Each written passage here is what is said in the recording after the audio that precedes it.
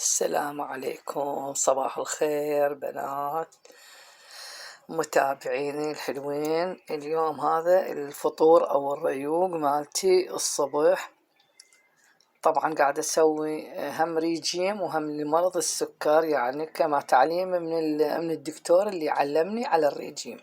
فهذا خليت شوية جبن وزيت وزعتر، يعني تقريبا ملعقة زعتر، ملعقة زيت الزيتون، تفاحة، طبعا عندي هاي طماطة، كرزية، خيار، وصلة خبز يعني هيك صغيرة، خبز سمرة هم مو بيضة، وهاي قطعة وقطعتين مرتدلة صغيرة.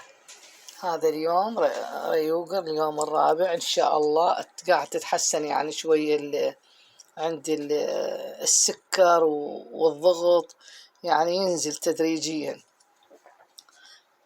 وإن شاء الله خير علينا وعليكم. وشكرا لمتابعيني، وتابعوني على قناتي.